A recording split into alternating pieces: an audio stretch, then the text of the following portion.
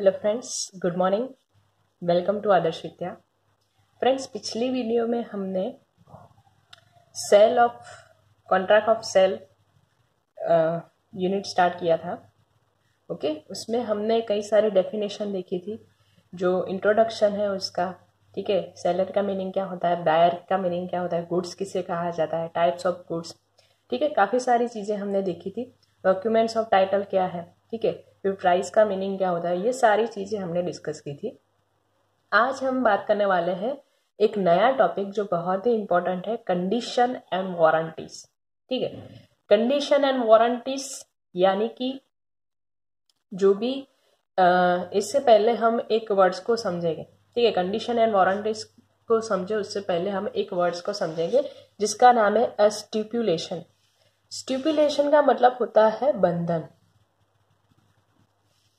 ठीक है, जिसका मतलब क्या होता है, बंधन। यानी कि जब भी बायर सेलर के पास कोई गुड्स परचेस करने जाता है, बाय करने जाता है, तब जो है सेलर उसको कई सारे उस गुड्स के बारे में कई सारी चीजें बताता है। मान लीजिए कि आप कोई कपड़े के शोरूम में गए हैं, ठीक है, और आपने कोई कपड़ा चूज किया है पहनने के लिए, और जो सेलर है वो आपको बताए कि ये जो है बहुत ही अच्छा है, आपके ऊपर शूट होता है, ठीक है, आप इसको पहन के हीरो जैसे लगेंगे, ठीक है, काफी सारे चीजें जो है बताता है।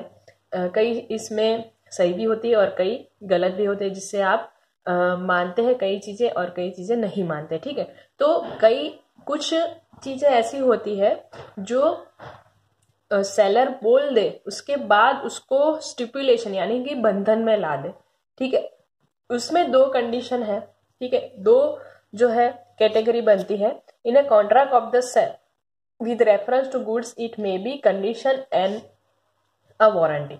ठीक है, उसमें कंडीशन यानी कि शर्त भी हो सकती है, वारंटी यानी कि बांयधरी भी हो सकती है। ठीक है, अब बात करते हैं कि कंडीशन किसे कहा गया है। ठीक है, कंडीशन का मतलब क्या होता है कि जो भी कॉन्ट्रैक्ट हो रहा है वो इसेंशियल हो, वो जो गुड्स में जो भी हमारा मेन पर्पस हो। ठीक है, उसमें अगर जो भी कंडीशन है, जो भी जिस वजह से हम गुड्स परचेस कर रहे हैं, ठीक है, जिस वजह से हमारा जो मेन पर्पस है गुड्स परचेस करने का, उसे कहा जाता है कंडीशन। ठीक है, तो condition means it is essential to the main purpose the breach of which gives right to treat the contract as repudiated. यानी कि कंडीशन का मतलब क्या होता है कि आपने जिस वजह से इस गुड्स को परचेस किया है, ठीक है, वो पर्पस जो है आपका कंडीशन कहलाता है। मान लीजिए कि आपने किसी शॉप पे आप जाते हैं, ठीक है, कोई चीज परचेस करने, और आप उसे एक्सप्रेसली बता दे कि मुझे इसमें ये चीज चाहिए, ठीक है, मेरा ये इंटेंशन है इस गुड्स को परचेस करने का, तो ये क्या हो गई, एक कंडीशन। ठीक है, और अगर वो गुड्स जो है उस क्वालिटी का ना हो तो आप क्या करते हैं, उस कॉन्ट्रैक्ट को आप ब्रीच भी कर सकते हैं।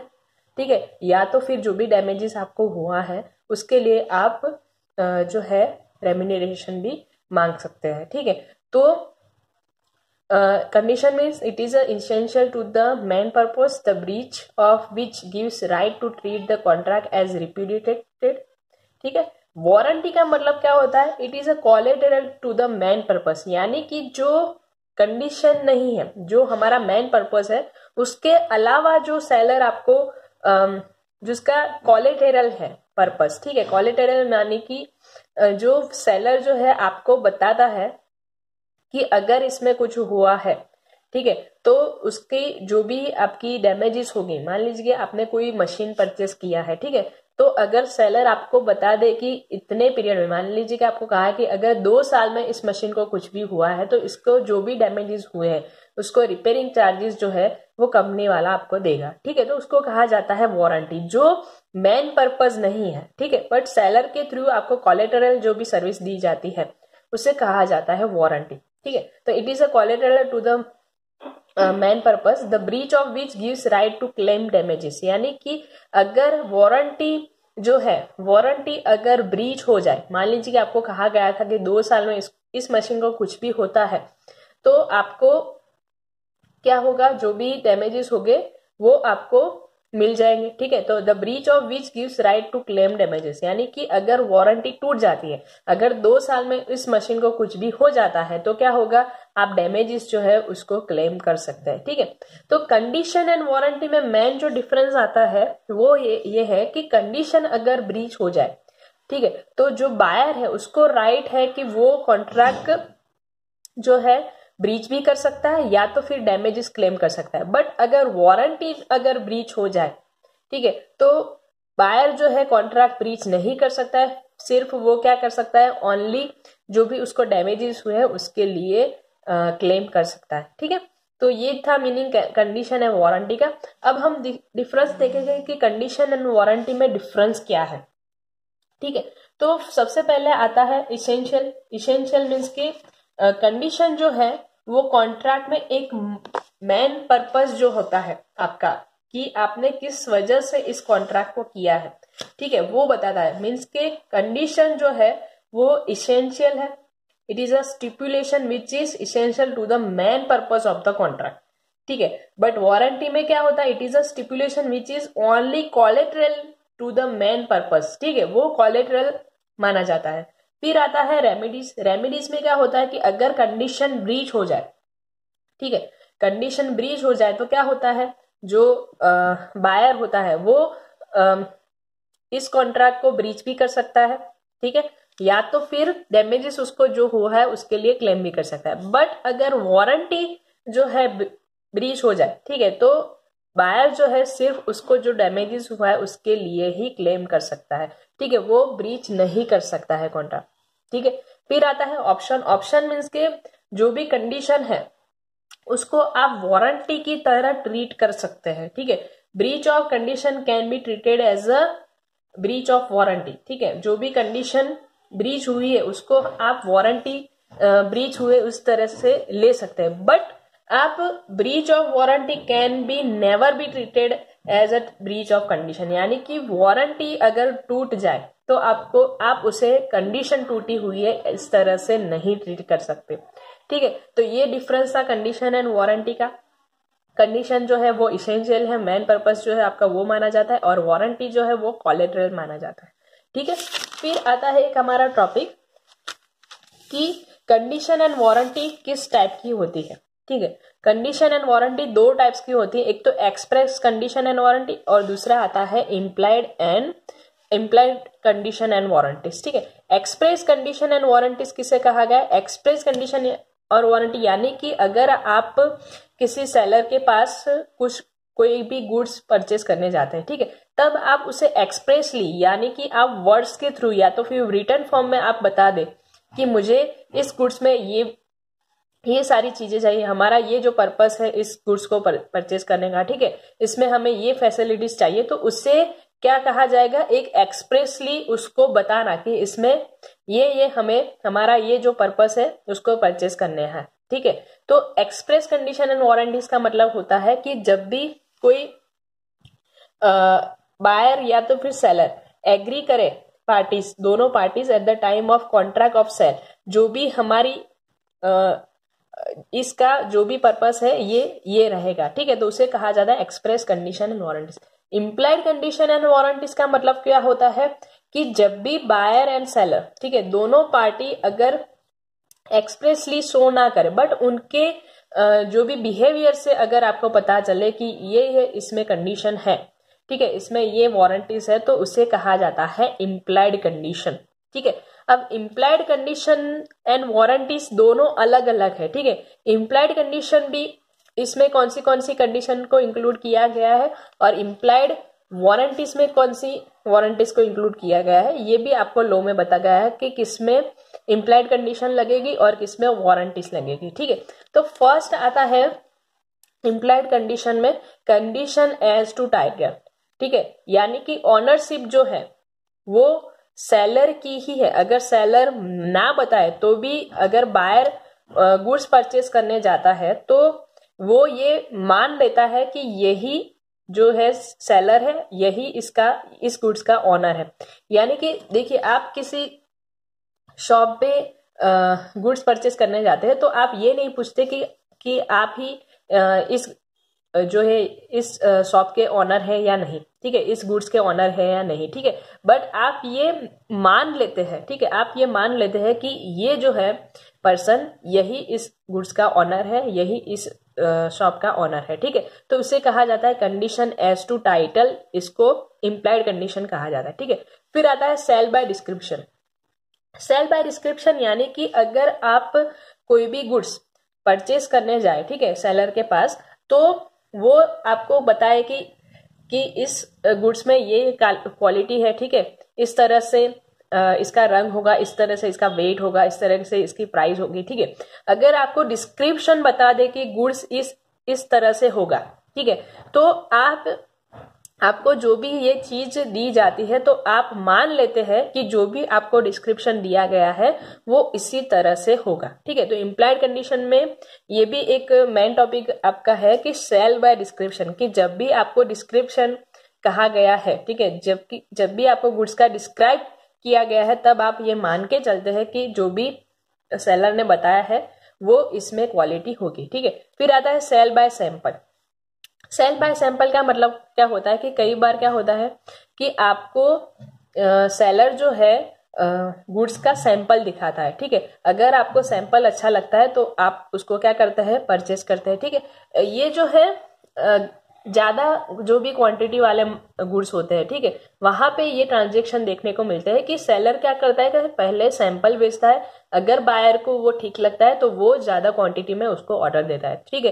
तो बायर ये मान के चलता है कि जो भी उसको सैंपल दिया गया है, ठीक है, जो भी उसको सैंपल दिखाया गया है और जो वो ज्यादा ऑर्डर देगा तो वो जो उसको गुड्स मिलने वाला है वो भी उस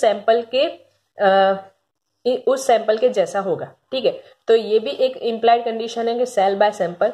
फिर आता है sale by sample as well as description, यानी कि अगर सैंपल और डिस्क्रिप्शन, ठीक है, दोनों के आपको दोनों को दिखाया जाए, ठीक है, अगर आपको डिस्क्रिप्शन भी कहा जाए, ठीक है, कि ये जो गुड्स है इसमें ये सारी क्वालिटी हो गई, डिस्क्राइब भी किया जाए और सैंपल भी आपको दिखाया जाए, ठीक है, तो आप ये मान के चलते हैं कि जो भी आपको डिस्क्राइब किया गया है और जो भी आपको सैंपल दिखाया गया है, आपका जो गुड्स है वो उसी क्वालिटी का होगा, ठीक है।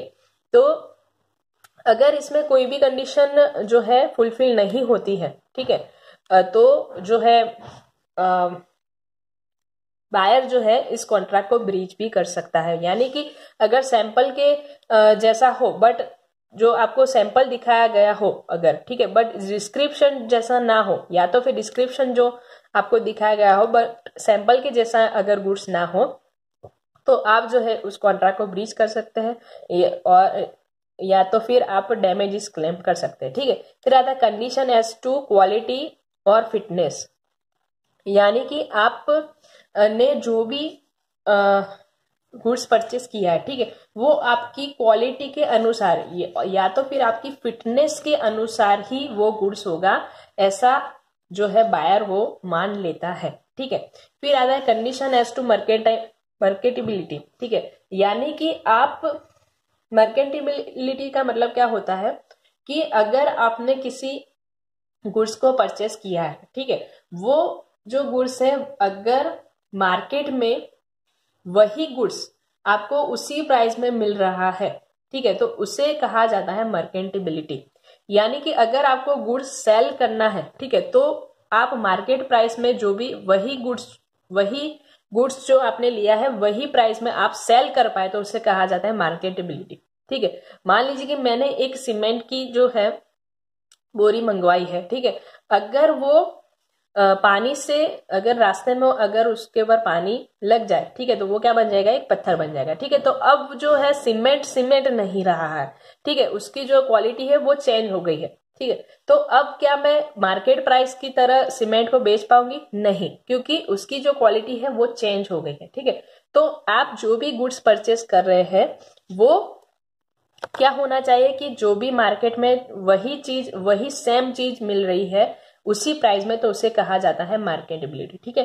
फिर आता है condition is to wholesomeness. Condition में एज टू होलसमनेस का मतलब होता है जो भी आपने खाने की चीज परचेस की है, ठीक है, ये जो रूल्स मोस्टली जो है खाने की चीज पे ही लागू पड़ता है कि जो भी आपने खाने की चीज ली है वो खाने लायक है, ठीक है, उसे कहा जाता है कंडीशन एज टू होलसमनेस, ठीक है। तो ये सारी थी एम्प्लाइड कंडीशन। अगर जो सेलर है वो ना भी बताए तो भी बायर ये मानकर चलता है कि ये सारी कंडीशन जो है उस गुड्स में होगी, ठीक है। फिर आता है एम्प्लाइड वारंटीज, ठीक है। इम्प्लाइड वारंटीज में कई सारी वारंटीज है। इसमें पहला है warranty as to undisturbed possession, यानी कि अनडिस्टर्ब पोजेशन का मतलब क्या होता है कि एक बार अगर सेलर जो है किसी गुड्स को सेल कर दे तो उसका जो पोजेशन है, ठीक है, वो बायर के पर आ जाता है, ठीक है, उसकी जो ऑनरशिप है वो बायर के पास आ जाती है, ठीक है। तो ये जो इस रूल्स है वो क्या कहता है कि आपने जो भी गुड्स किया है, परचेस किया है, उसकी जो ऑनरशिप है, उसका जो पोजेशन है वो आपको अनडिस्टर्बली मिलेगा। यानी कि सेलर फिर ये नहीं कह सकता कि ये जो गुड्स है मेरा था या कुछ भी करके वो गुड्स जो है रिटर्न नहीं ले सकता, ठीक है।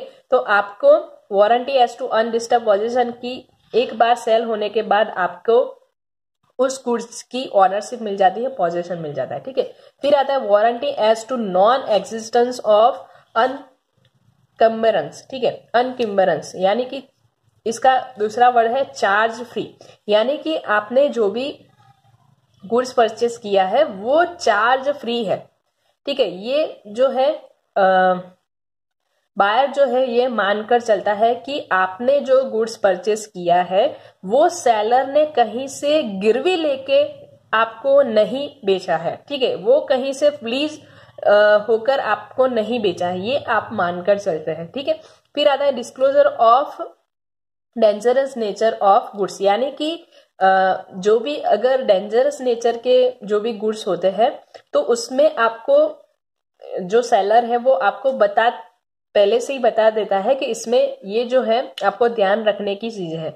मान लीजिए कि आपने कोई कीटनाशक दवा ली है, ठीक है, अगर उसके ऊपर ये ना लिखा हो, ठीक है, कि इस ढक्कन को ध्यान से खोलिए। मान लीजिए कि किसी को अगर ढक्कन खोलने से उसकी जो दवाई है उसके फेस ऊपर लग जाती है और उसका फेस यानी कि उसकी आईज जो है खराब हो जाए, तो वो जो है पर्सन कंपनी के पर क्लेम कर सकता है, ठीक है। बट अगर लिखा हुआ हो, ठीक है, अगर ये लिखा हुआ हो कि ढक्कन जो है ध्यान से खोलिए, ठीक है, तो ये जो है पर्सन उसके पर क्लेम नहीं कर सकता है, ठीक है। तो जो भी डेंजरस नेचर ऑफ गुड्स है उसमें लिखा हुआ होता है कि आपको ये चीजें ध्यान में रखनी है, ठीक है। फिर आता है क्वालिटी और फिटनेस, यानी कि जो भी आप गुड्स परचेस कर रहे हैं वो आपकी क्वालिटी एंड फिटनेस के अनुसार ही होगी, ये मान लिया जाता है, ठीक है। तो ये सारी इम्प्लाइड कंडीशन एंड वारंटीज थी जो आपके लिए बहुत ही इंपॉर्टेंट क्वेश्चन है, कई बार आपके एग्जाम में पूछा भी जाता है, ठीक है। बाकी के जो भी टॉपिक है वो हम नेक्स्ट वीडियो लेक्चर में डिस्कस करेंगे। और ये जो कॉन्ट्रैक्ट ऑफ सेल है आपका बहुत ही इंपॉर्टेंट टॉपिक है, जो भी आपके टॉपिक्स एग्जाम में पूछे जाते हैं वो सारे टॉपिक को हम कवर करेंगे, ठीक है। तो अगर आपने वीडियो को सब्सक्राइब नहीं किया है, चैनल को सब्सक्राइब नहीं किया है तो सब्सक्राइब कीजिए और शेयर कीजिए, ठीक है। Thank you so much.